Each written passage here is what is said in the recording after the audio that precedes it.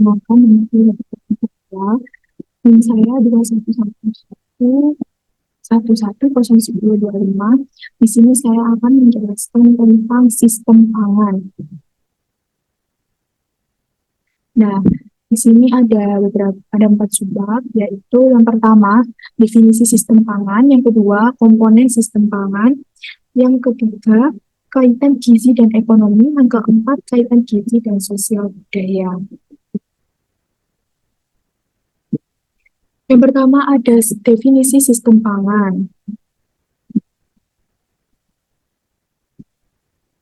Sistem sendiri adalah serangkaian komponen atau unsur yang saling terkait menuju suatu tujuan yang sama. Sedangkan sistem pangan dan gizi itu adalah suatu rangkaian masukan proses sampai keluar sejak pangan masih dalam tahap produksi berupa bahan produk primer maupun produk olahan sampai pada tahap akhir yaitu pemanfaatannya dalam tubuh manusia yang diwujudkan oleh status gizi. Yang kedua adalah komponen sistem pangan dan gizi. Nah, komponen sistem pangan dan gizi itu ada 4. Yang pertama, penyediaan pangan. Ketersediaan pangan itu merupakan kondisi penyediaan pangan, makanan dan minuman yang berasal dari tanaman, ternak, dan ikan, serta turunannya bagi penduduk suatu wilayah dalam kurun waktu tertentu. Nah, ketersediaan pangan merupakan suatu sistem yang berjenjang mulai dari nasional, provinsi, kabupaten atau kota, dan rumah tangga. Yang kedua ada distribusi pangan, yaitu merupakan salah satu subsistem ketahanan pangan yang peranannya sangat strategis apabila tidak dapat terselenggara secara baik dan lancar bahan pangan yang dibutuhkan masyarakat itu tidak akan terpenuhi.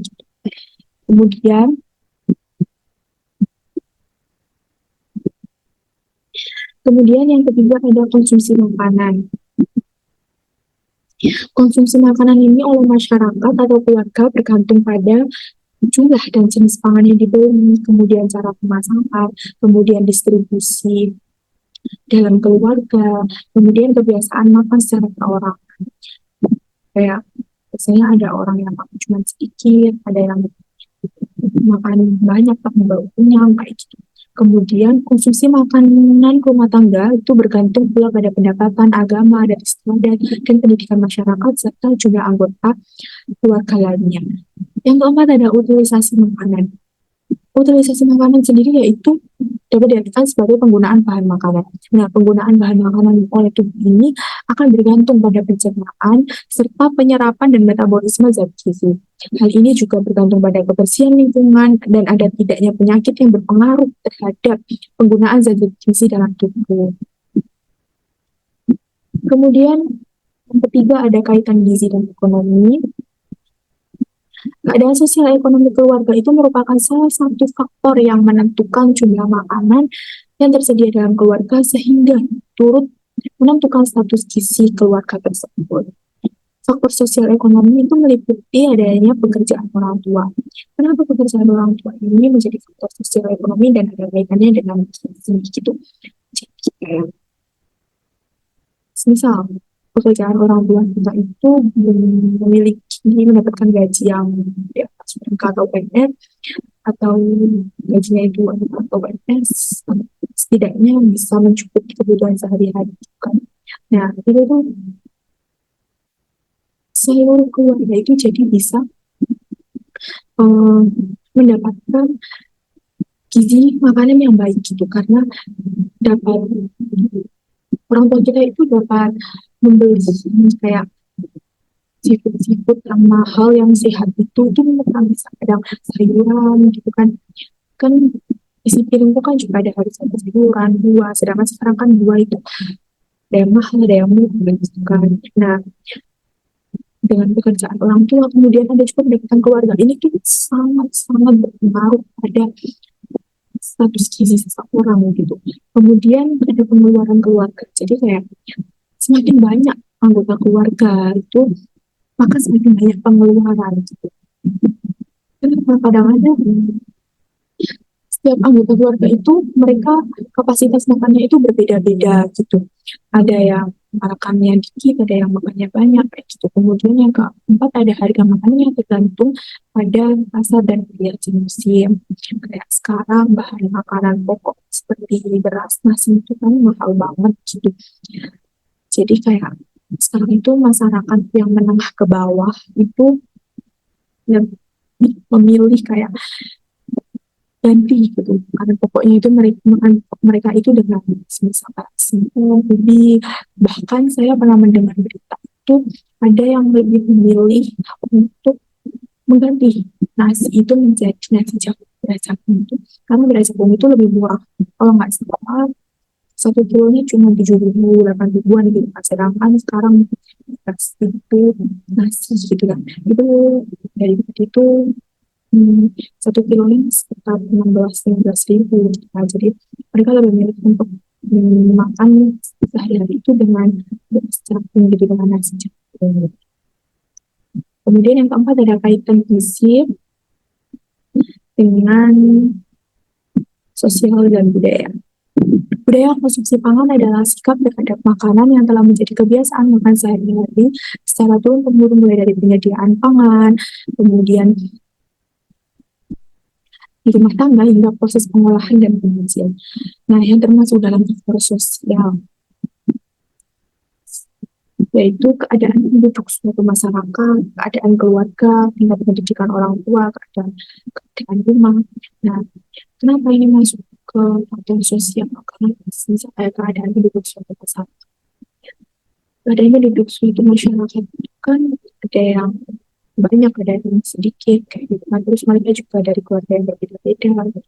Kemudian keadaan keluarga mereka juga kayak beda-beda, ada yang miskin, ada yang kaya, ada yang miskin. Kemudian tingkat pendidikan orang tua.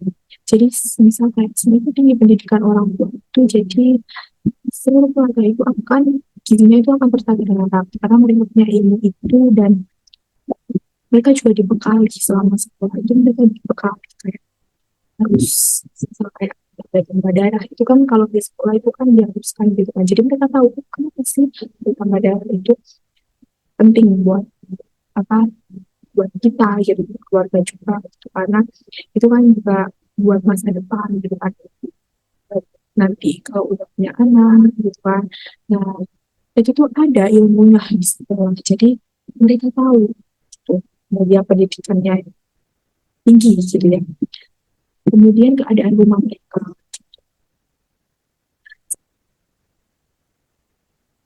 kemudian sedangkan yang termasuk dalam faktor budaya adalah yang pertama pola budaya terhadap pangan.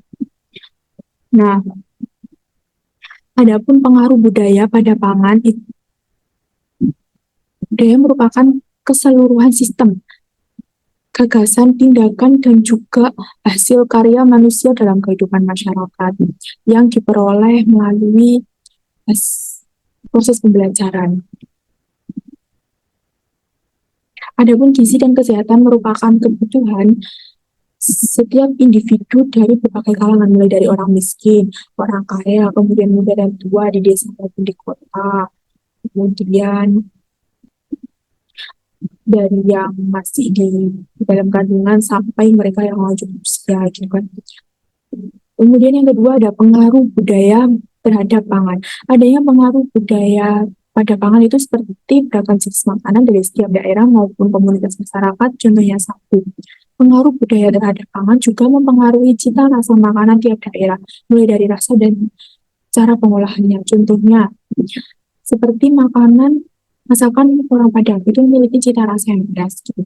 Kemudian makanan orang Jawa itu memiliki cita rasa yang manis. Seperti kayak itu kan memiliki cita rasa yang manis. Kemudian kayak rujak itu kan memiliki cita rasa yang manis tapi sedikit ada pedas-pedas gitu kan bukan pure yang kayak masakan Padang yang pedas gitu. Kemudian makanan orang bagian timur itu memiliki cita rasa yang asin. Kemudian yang ketiga ada sistem budaya terhadap makanan. Sistem sosial kemasyarakatan merupakan pengaruh budaya, adanya sistem budaya memberikan nilai yang berbeda-beda.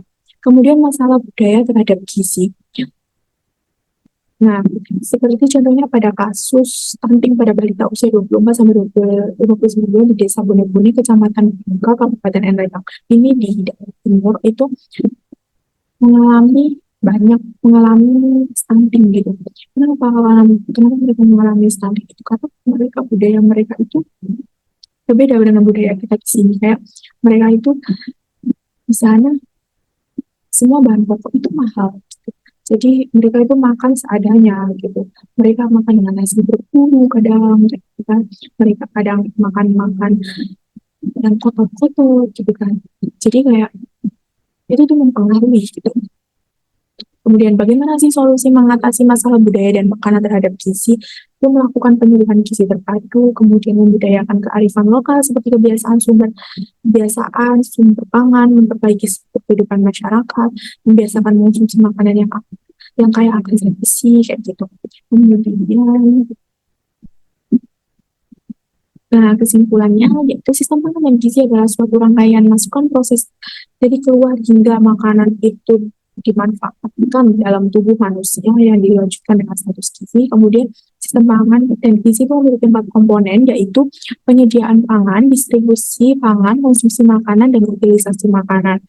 Kemudian ada 3 faktor yang akan berpengaruh dalam mencapai tujuan sistem pangan, yaitu faktor ekonomi, sosial, dan budaya. Budaya dan kesehatan sangat berhubungan erat karena faktor yang mempengaruhi status kesehatan yaitu lingkungan, ekonomi, dan pelayanan kesehatan. Oke, sekian dari saya. Bila ada salah kata saya mohon maaf. Wassalamualaikum warahmatullahi wabarakatuh.